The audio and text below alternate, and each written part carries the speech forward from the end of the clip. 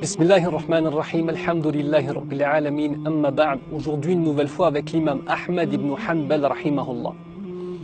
Nous sommes à une époque où l'imam Ahmed est connu dans toute la communauté musulmane et ne peut avoir un instant à lui. C'est impossible pour lui de partir dans un endroit et que personne ne le connaisse. Alors il part en voyage vers Sham. Sur la route, il trouve une mosquée dans laquelle il prie Salat al-Isha et il décide d'y passer la nuit. Donc il se dit, c'est une belle occasion pour moi et si personne ne me connaît, et à l'époque il n'y avait ni Facebook ni Instagram, donc personne ne sait qui il est et personne ne connaît son visage. Donc ce qu'il décide de faire, c'est simplement, comme une personne anodine, un voyageur anodin, de dormir directement dans la mosquée. Mais qu'est-ce qui se passe? Au moment où il se couche pour dormir dans la mosquée, nous avons le gardien de la mosquée qui plus est a une carrure assez imposante, vient le voir et lui dit, qui es-tu, que veux-tu, sors de là.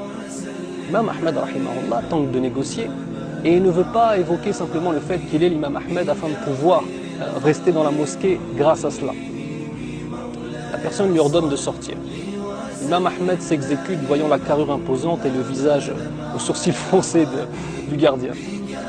Alors il fait quoi? Il sort de la mosquée, il s'assied simplement sur les escaliers en se disant je vais rester assis sur les escaliers de la mosquée afin d'attendre Salat al-Subh. Le gardien revient vers lui une deuxième fois. Il revient à la charge une deuxième fois et lui dit de partir, et cette fois-ci il se fait beaucoup plus menaçant jusqu'au moment même de l'attraper par les pieds, de le tirer, de le traîner par les pieds et l'imam Ahmed de tomber sur le dos et d'être traîné. Un homme de l'autre côté de la rue voit cette scène, un homme qui est boulanger tout simplement. Il voit cette scène, il est pris de pitié pour l'imam Ahmed rahimahullah et l'appelle pour lui dire écoute, ce que je te propose c'est que moi toute la nuit je vais faire du pain, je te propose de te faire un petit coin dans mon atelier, tu prends une petite couverture, il y aura les fourneaux et tu pourras rester toute la nuit, Inch'Allah, avec moi, au chaud, pour attendre Salat al-Subh. Il fait un bien, un khair envers une personne complètement inconnue. Et l'imam Ahmed de s'exécuter, trouver enfin un petit peu de réconfort. Donc il le suit et pendant ce temps-là, cet homme-là est en train justement de faire son pain. Et il remarque une chose qui lui plaît beaucoup.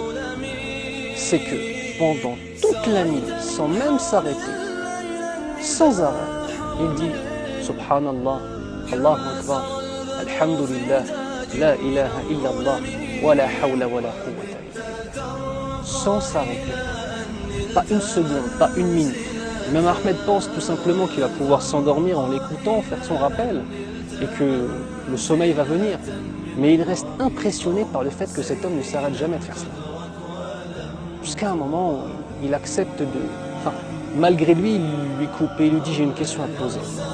Ça fait des heures et des heures et des heures que tu es en train de mentionner Allah Azza wa Jal, jamais tu ne t'arrêtes. Et l'homme de lui dire non, effectivement, cela fait maintenant, depuis toute mon existence que je fais cette chose-là, sans jamais m'arrêter. Puis l'imam Ahmed rahimahullah de lui poser une question très simple.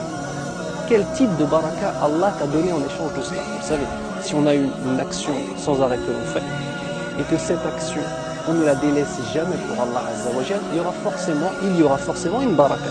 Forcément. Il dit, quelle est la baraka qu'il peut? Écoutez bien. Et l'homme de lui dire, je n'ai jamais rien demandé à mon Seigneur sans qu'Allah Azza wa Jal ne me l'accorde. Sans qu'Allah ne me l'accorde. À l'exception d'une seule chose. Et cette chose-là, j'ai la certitude qu'Allah me l'accordera. Mais je ne sais pas. Et l'imam Ahmed, rahimahullah, de lui dire, mais quelle est cette chose qu'Allah ne t'a pas encore accordé et que tu as demandé? Il a dit, il y a un homme de science que je rêve de rencontrer. Et j'ai très souvent demandé à mon Seigneur de pouvoir le rencontrer. Qui est cet homme? Cet homme, c'est l'imam Ahmed ibn Hanbal. Et là, l'imam Ahmed de tomber en pleurs. Et de le prendre et de le serrer dans ses bras. Et de lui dire, Innaka min ibadillah salihin.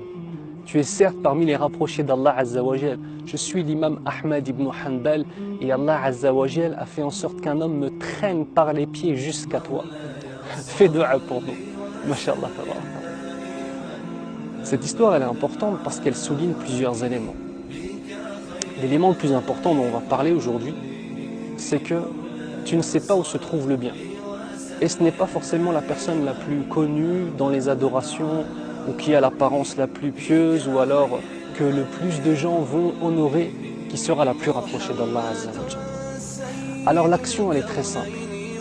ne néglige pas les adorateurs d'Allah et ne crois pas que seules les personnes qui ont le plus de gloire et qui sont le plus reconnues sont les personnes les plus importantes auprès d'Allah. L'imam Ahmed était comme un petit enfant face à ce boulanger qui faisait cette action chaque jour de sa vie sans jamais la délaisser. L'action, c'est d'avoir conscience que les hommes pieux et les femmes pieuses sont partout et que tu ne sais pas forcément qui ils sont. Ne néglige pas les gens, ne néglige pas les gens. Et peut-être qu'un vieux shibani de ta mosquée que tu ne soupçonnes même pas est un rapproché d'Allah Azza wa Jal et qu'une seule dua de sa part te fera rentrer au paradis. De la même façon, une hajja qui est anodine, de la même façon un enfant, de la même façon un homme que tu vois et qui fait plein de bien. Et Allah est témoin que j'ai rencontré tellement d'hommes de bien dans ma vie, mashallah, tabarakallah. Sur ce, je vous laisse avec cette action et je compte sur vous pour être des personnes qui vont appliquer, comprendre, Inch'Allah, et se réformer. Barakallahu fikum. Wassalamu alaikum wa rahmatullahi wa barakatuh.